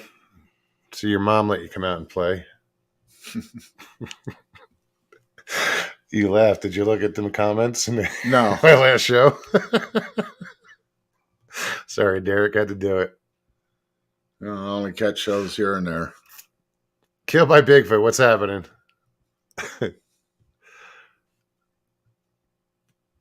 There was a McManus that showed up. Catherine, I think it was. McManus showed up in a comment and says, "Please don't allow my son Derek to come on your show." No. Yeah. What did? Oh, shit. Something effective like he's been misbehaving or something. Or I forget. Shit. I have to look it up. But it was funny. And then Derek comes back and says, "Mom, you're embarrassing me in front of my friends."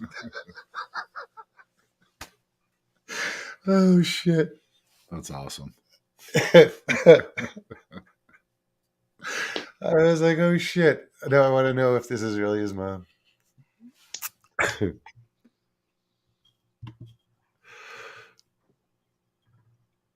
All good here, Mogs, he says. Thank you, Mistress Helga. May I have another?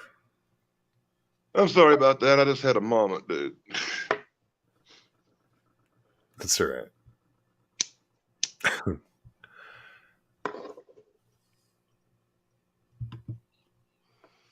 Mogs, Kathleen is a star. My brother, he watches your channel too. Oh, right on. And one night my brother was watching your channel and I was on here with you and Iron Dogger talking. And to be an asshole, my brother sent the chat, sent it to my mom. And my mom was watching and she texted me while I was on the chat with y'all, and you wonder why I busted out laughing. You said, "What's so funny, Danny?" And I wouldn't answer. My mom had texted me. She said, "I didn't know you knew Willie Nelson."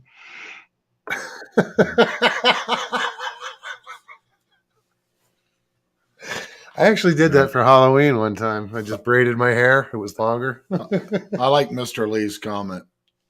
Girlfriend gave me a lecture today. Sasquatch is not real. Did you tell her, what about the werewolves? Yeah. They're real.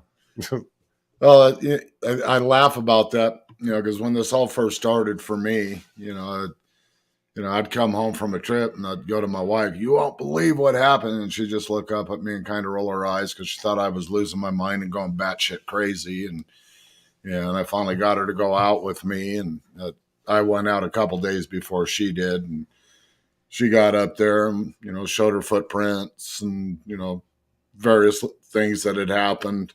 But what really blew her out of the water was, after driving 20-something miles down a dirt road, the face appeared on the window. One of the juveniles had leaned up against the truck. Or I'll do it this way. Leaned up against the truck window like that and looked in. And so we got out to where the pavement is, and there's a little rest area in the bathroom, and we pulled in there, and she gets out of her truck and goes, "Is that a face print on my window?" And I looked at it and I went, "Yes, ma'am, it is." And on the print, you can see the side of the hand, like it looked in. You see the side of the hand, the mouth imprint, the nose. He's got a picture of it. It's pretty cool. You're like, oh shit, because you zoom in on it and it's like, that is the mouth, and it's not like human. It's too far apart, Like the plenum is like, huge. I actually had a lady that lives about 4 miles from here actually told me a story about her little daughter had this imaginary friend, she called it a monkey bear. And I did a video about it and everything and went down and talked to the little girl and whatever and talked to her mom. And it was so funny because the mama didn't believe her that she thought it was an imaginary friend that she played with, the monkey bear. And one day her little daughter come in crying and said the monkey bear took her peanut butter and jelly sandwich. And the mama didn't believe her. She thought she ate it and just wanted another one. So she went ahead and made her one and said, "You don't let the monkey bear get this one." And her daughter went out and sat down at the table. So her mama decided to watch her out the window, because it might be a big dog or something like that, just to be on the safe side. And she said she saw a little tiny monkey looking creature with no tail run out the woods and start playing with her freaking daughter. And she freaked out and ran out the door screaming, telling her mama telling it to get back. And when she did, so a bigger one come out the woods and grabbed the little one and run off through the woods with it. Well, that's what she was doing with her kid, It's two parents just being parents. Yep. I made a video about that. What's up, Jeff? Did you? But it was one of my more interested investigations because it was so close to where I live. Yeah. And I've actually seen stuff, but never got nothing really good except for some howls around here. I recorded where these wolves, we got red wolves, and when the red wolves ever come around here once in a while, about once every 3 or 4 months, I'll hear them. And the red wolves start howling, you'll hear something else howling with them damn red wolves. This guttural growl thing, and I put them videos up too. When I was in Brown Springs, I heard coyotes, but something kind of started them off, and it was brief, and I wasn't sure I heard it. And I was with Gary Spikes, and he was like, "Dude, did you hear that?" I was like, "I hear the coyotes." He goes, "No, right before it." He goes, "Something kicked them off, like something got them going." And so I don't know. I might have heard a howl. I don't know. But shit, up on the up at Lake Knoll, when I was up there when I first met you, and one night I walked out and there were coyotes. They must have been down by the lake, but the echo was carrying up, and that's probably a mile from the lake to the campground. It was the weirdest thing I ever heard. I knew it was coyotes, but it sounded like echo, but slowed down.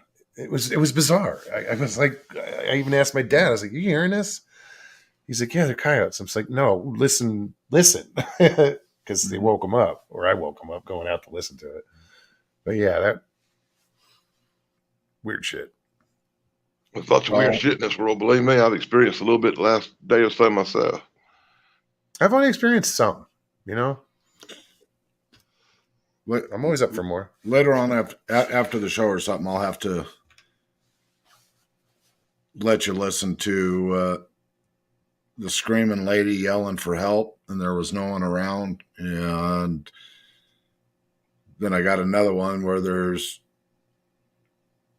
I believe it was 7 different what we call 600-pound owls. Ho ho ho ho ho ho. Yeah, but it's not owls. Yeah, not too much bass there, buddy. Yep.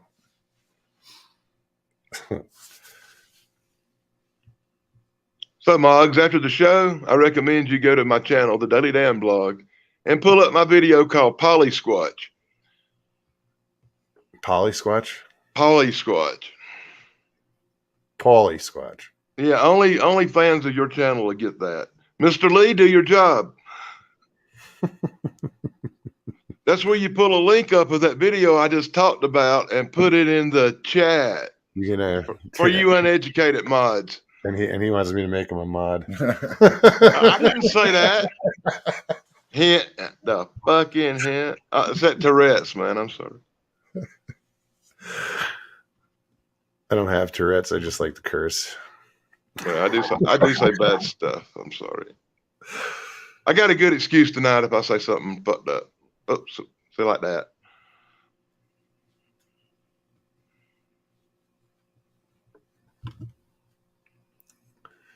Mogs, that's what I kept hearing when we camped out Thanksgiving. Something set off the coyotes. Mm-hmm.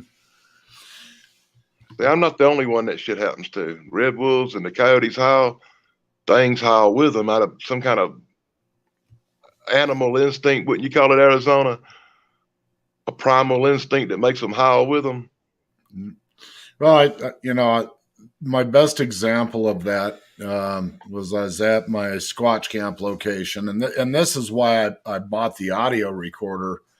This was way back in 2017 at about 4:30 in the morning, just before it started to get light out, towards the end of summer, and probably about 30 yards away from my tent, it was a female, and you can absolutely tell it was a female by the voice. And it was this real long, drawn out, yeah, yeah, yeah, yeah, yeah, yeah, yeah, yeah, yeah. And then about a quarter mile away, as soon as she finished, the coyote started going off. That's very strange. I recorded something similar to that once. Somebody saw something across the road that they described as a large hairy creature, and I went to investigate it. And while I was up in the area, it was seen and investigating where they said it went to. I heard something real similar to that. I think I actually caught it on camera.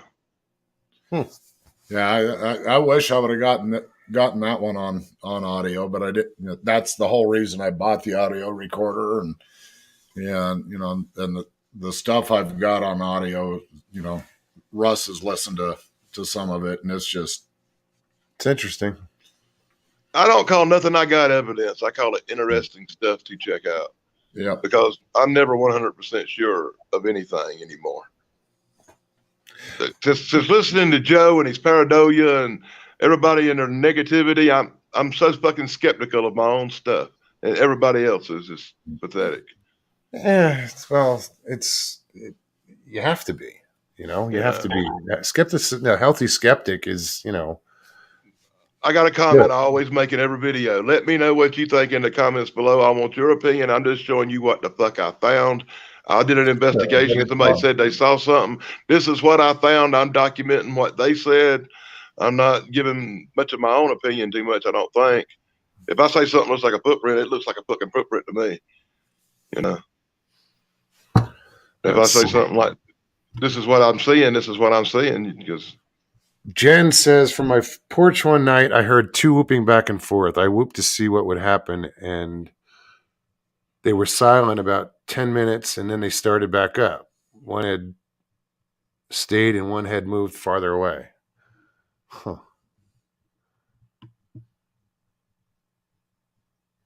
It wouldn't be. I mean, I'd love to hear that, but it wouldn't be enough evidence for me. I got to see it. I mean, it would support and I'd, be thrilled with it, but still got to see one. Call me fickle. Anybody use that word anymore? Fickle? I don't know.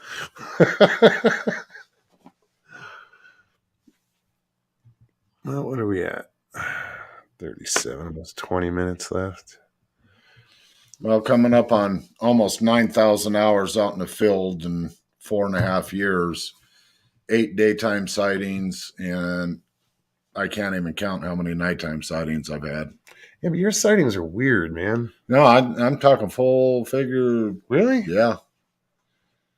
I'm not even talking about the shimmer. Yeah, I hate the term cloaked. I hate it.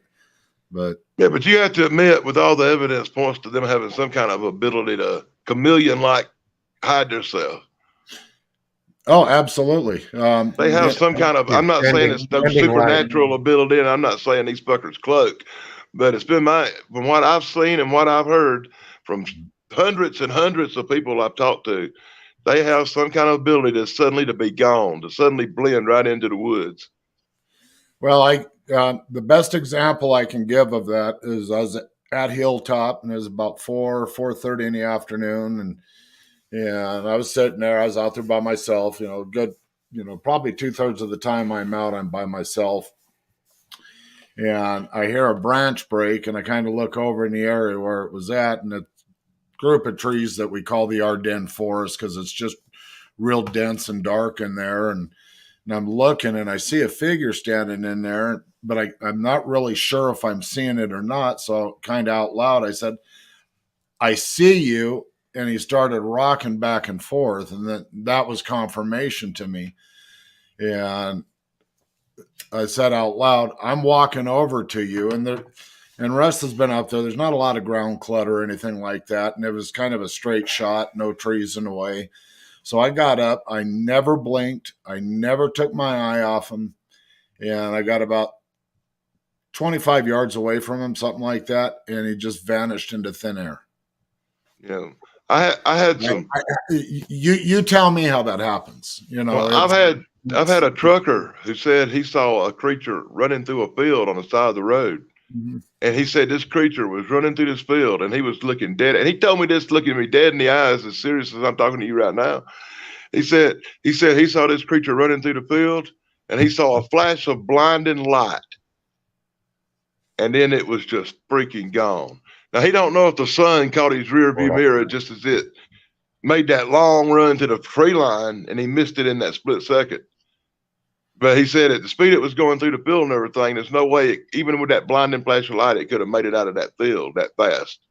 And he said it just vanished in a blinding flash of light. And I went out to that field and you could see where something was going through that field. And then right in the middle of that field where he said that damn thing disappeared, grass is bent down like in a circular pattern on all sides of this big circle in this freaking field. And then there's no trail of what was coming up through there leading away from the big circular area. Now, I'm not saying this guy's telling the truth. I'm just telling you what I found. Sure. And I got all that on video, and you can watch the video and see what I'm talking about. It's obvious stuff. And whether that's evidence or not, I'll let other people decide. I'm just telling you what I saw and what I recorded that day. Sure to leave your comments below. Yeah. That's all I can do I'm not a researcher. All I can do is an investigator. Investigate what people say or do wood investigations of an area I think may be hot. That's all I can do. I'm not beating on no damn trees with no sticks. I'm not making those stupid ass calls in the fucking woods. I'm just doing an investigation. Yeah. Yeah. You know, I hadn't felt like doing that a couple of times. I say it all the time. That I'm not a researcher. I'm in a field of learning. But the whole knock, banging on trees things. I don't know where the hell that idea ever came from.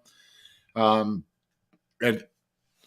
I don't buy that they're walking around carrying a fucking stick in their hand to bang on a tree, because I've gone out and I've banged on trees, back in the beginning. I used to carry an axe handle with me, and maybe it's a hand slap. And do a knock and immediately get a knock return, and then another knock and another knock and another knock, and so I start using a little deductive reasoning with this and trying to throw some common sense into it, because I know how long it takes me to walk around to find a stick on the ground that's not rotten and, strong enough that, you blow up when you hit the tree. You can hit a tree and get a knock out of. And so, it's, their hands are a lot bigger than ours. And, we're not 100% dogmatic that that's what they're doing, but that's what makes sense to, using a little bit of deductive reasoning, because when I'm out there in the forest, and I get my hands cupped just right, I can make a pretty damn good knock that, sounds like I'm hitting the side of a tree. And, you take something that's, got the strength of what they have, and the side, and their hands are much bigger, and their hands are a lot strong, tougher skin than what ours are. Can I tell you just a funny story real quick? Sure. No. It's a story from my youth. Yeah. Around here we have something called the Opis. And they're a band of Indians they call themselves Opi, but it stands for Original People. Mm-hmm. And they're like little parts of 15 or 20 different tribes. Mm-hmm. And you get a lot of different beliefs and a lot of different stories coming out of this tribes, because there's so many different ones. You get a better perspective. And you know what a Chickasaw Indian is? Yeah. Okay, well, there's some Chickasaws, and there's not too many of them. There's probably 25 of them left out of the original 300 that came here back in the 1920s. There's not that many left, but I know a few of them. And there's these two Indian boys and the teenagers, and I'm about 12, and they're about 14 and 15. And I went hunting with them and their dad. And one of the things I remember most distinctively was the way they hunt deer. Daddy would sit down in the blind, right, at the one end of the field, and the two Indian boys, I went with one of them, and the other one was on the other side of the field. And they'd circle around through the tree line and come up behind the deer and skewer the deer to Dad, who could bring them down real easy. This is back before they let us youngins do the shooting in the field. When the adults was out there with guns, they didn't let us youngins use them too much. We had them, but we wasn't supposed to shoot. Long story with them Chickasaws. But anyway, one of the ways these Indian boys communicated was they made these freaking mouth pops. Yeah. And these freaking mouth pops sounded so much, and I stuck out in my mind when everybody started talking about hitting trees, how these Indian boys would communicate with these pop, pop, pop, pop, to let them know how many, they'd tell him with mouth pops, how many deer they were and which side of the fucking fence they were on, so they'd know which way to come in and scatter them real quick to make them run up the field where Daddy and his friends could shoot them, Yep, that makes sense.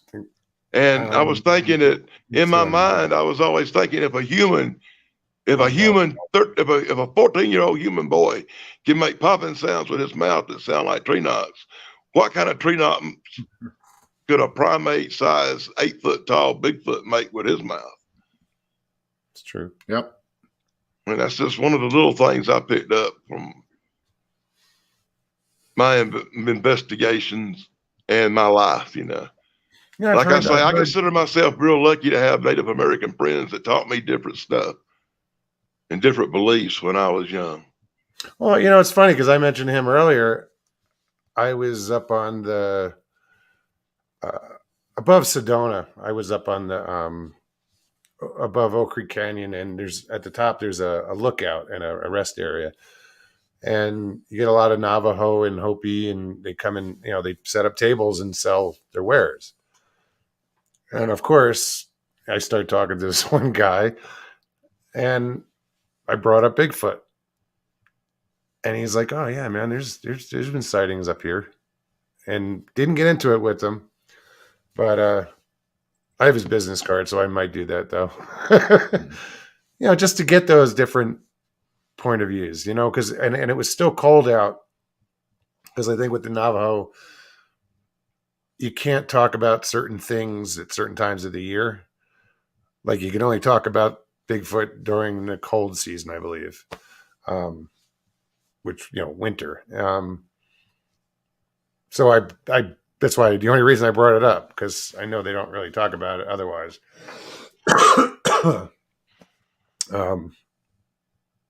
But that's cool, you know, to get those the legends, because that's where, you know, that's where it's, you know, they were here long before us.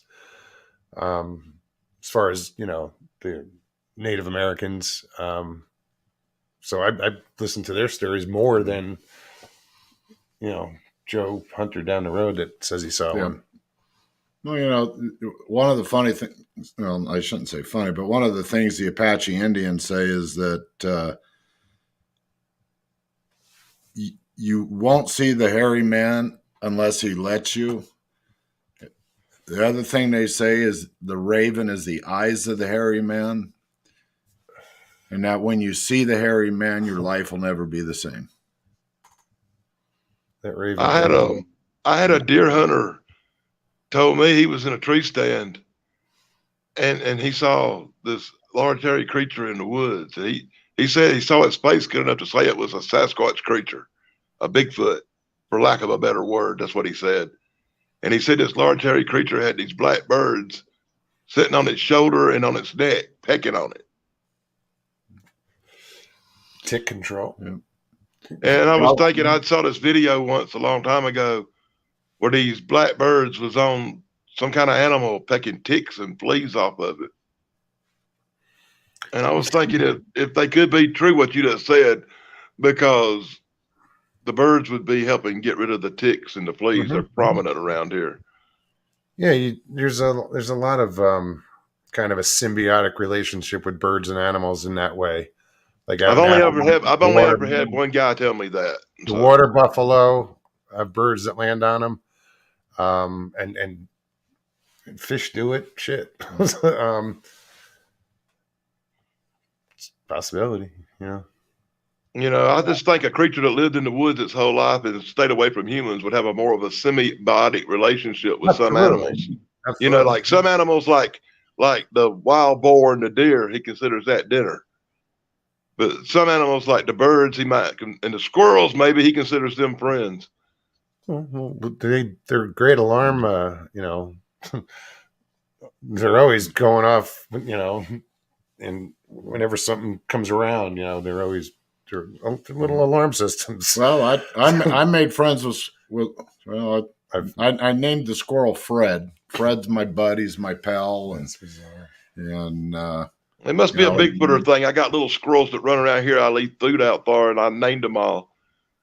Well, when you're out in the middle of nowhere for 3 weeks at a shot and don't have anybody else to talk to out there, and you got about a 250-year-old oak tree that a family of squirrels live in. You know, God damn, it sounds like you describing my house. Yeah, you start talking to them. Squirrels are pretty easy. You are describing my house. Yeah. I had this one squirrel I named Big Red because he's a big red squirrel and he's the only one that's not gray looking. He's just a big red son bitch. He's weird. He's like a mutant squirrel or something. Out here, what's the name of that squirrel they have out here? They have it up by the Grand Canyon. It's got the tufts of ears. It's a Jacob squirrel. It's named after a person, like something like that. They're cool looking. I can't think of what they're called. Yeah, I mean, I got two squirrels I named Chip and Dale. Yeah, because they're like the rescue rangers. One of the little squirrel buddies got hurt and they helped him up a tree. Oh, should I tell them they were chipmunks? But that's okay. Yeah, I know. But I just named the squirrels Chip and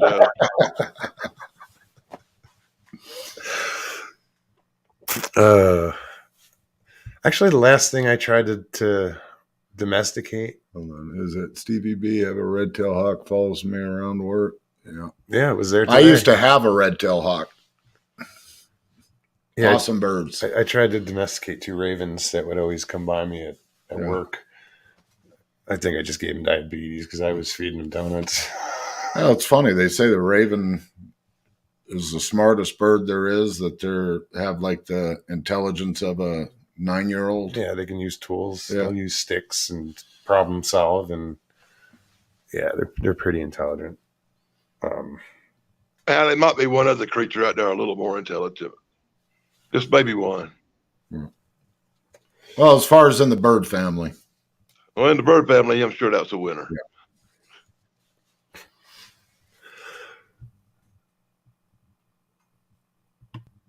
Miss Dill, thank you for posting that. Paulie Squatch. Who else? I don't know why. I guess I need glasses because I can't see shit. Can't blame it on the pot anymore. Well, my glasses, I didn't realize how dirty my glasses were until I tried to look through them at your screen. The screen's kind of dirty too. So. Oh no, these things. I don't even know what the other side looks like. I can't see out the other side. I didn't know what you meant. Prosthetic. I was thinking the other side of the glass. I was like, wait a minute, you're looking through it. Here, let me turn it over, Russ. Fuck. On my last investigation, Moggs, I went down to a high school and investigated where some high school kids walking to school that morning and said they had saw a large hairy creature on the side of the wood line, right in front, right real close to the school. And it was a real interesting thing because I actually found some real good footprints on that investigation. But it was on government land. Oh, the footprints were? Mm-hmm. So I left my gun in the car and I went down through there. You know, I didn't want to get caught on government land near a school walking around with a fucking gun. I didn't think that'd be a good idea. I think, don't they? Yeah, a little bit. And my instincts was right because I'm in the woods. And if you watch the videos, I made several, but I put about 8 of them up. And if you watch the videos in the last one, I'm walking through the woods and I start hearing radios and shit. And right at the end of it, I look over and here comes the fucking police through the woods. And that's where I end the video. So that's how that went. Damn. Yeah. Sir. You don't fuck around. And my advice to anybody out there, even if somebody says they saw Bigfoot near a school, don't walk around in the woods near the fucking school. This is not the day and age to be around the fucking school. As I had the local law enforcement explain that to me, so I'm going to give everybody that advice. Right when I found big footprints and I was on a trail, that's when the fucking cops show up. So that was some fun videos. Pocket Watch, how's it going? Who else? I'm glad I didn't take the gun with me. Yeah, no, that would have been. Yeah, just saying. Wouldn't have ended well. Well, you wouldn't be talking to us right now. I'm lucky. I'm well associated with law enforcement, and they know what's up with me. And I have actually, out of my whole family, probably 12 to 14 members are law enforcement, and most of them are in my general area within 10 or 15 miles. Highway patrol, state troopers, county law enforcement. My brother works for the water department. I'm real associated with all the services of the county. I think one of my relatives is, my cousin's a cop. That's it. Well, I got a couple of cousins that's firemen. So there you go. No, That's a good group. That's a good group because if they hear anything, they let me know, and they hear about a lot. That's how I'll get most of my reports. They call me up. One of them will call me up and tell me, "Hey, guess what I just heard?" And then I got something to go check out. In a lot of cases, they'll actually give me the name and the phone number of the person because they didn't talk to them and said, "Hey, will you talk to him about this instead of us?" Yeah, the only law enforcement in my family is my oldest brother. He's a retired Fed. Well, my brother, well, I'm not going to say who they are, but family members who are law enforcement, they'll actually, if they get a report of something paranormally or strange stuff, they'll give them my phone number or give them my email address and tell them to contact me and let me investigate it so they don't have to fill out a report on it. Because they say, to make the people look bad or whatever, they'll give them an excuse. They don't want to do paperwork on a goddamn UFO sighting or a goddamn Bigfoot sighting or anything really paranormally weird like that. Okay. JCL says, "All is good. Sheriff on the scene. Brand new wood rail fence, though." Yeah, but that can be fixed. But the really cool stuff is the people who will go on record, because we've had quite a bunch of them in the last year who's actually went on record with police departments and said, "Hey, I saw this," and there's actual reports you can look up. I found out. Public record. Yeah. I'm going to get copies of them and put them on YouTube and show people the reports that go with my investigations on some feature stuff. Yeah, why not? But I was working on that, but then I got a feeling I'm going to be busy the next week or so dealing with family stuff, Donald, good night. Thanks for coming. I might not get as much done.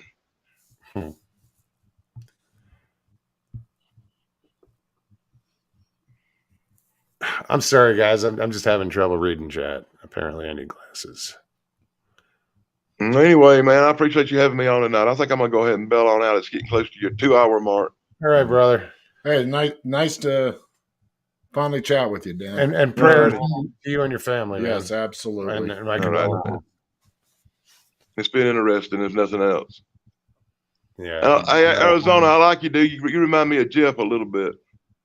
Of who? Jeff Harding. Oh. Just a little bit. You kind of remind me of him a little bit. All right. I'll see y'all guys later. All right. Thank you. Good night, man. No, that's so cool that he shared that. Yeah. That story, but that he realized what was going on at the time, and because of my story. Yeah. That's cool that you paid attention to that and experienced that. And again, sad that she passed, but she let you know she's all right. Oh, guys, we are at the 2-hour mark. I don't mind cutting it off at 2 hours. No, like last week, the other day, it was like almost 3 hours. Wow. Yeah. Well, you get to babbling and you get a bunch of people on and turn around and it's 2 hours and 45 minutes later. But yeah, thank you. I appreciate it. Yeah. It's today Thursday, huh? I'm not only till midnight. I'll be back in a couple days. No, I'll see you guys in chat somewhere along the way between here and then. But thank you everybody for coming out tonight. Hope you had a good time. If you did enjoy the show, please hit that like button below. If you're new to the show, subscribe. Forgive my voice. And share. If you are so compelled to donate to the show, I will leave the PayPal link in the description below, as well as in the banner on the top of my channel in the lower right-hand corner. But anyway, guys, thank you so much. Stevie, I'll talk to you soon. Yep. Peace out. Peace and God bless, everybody.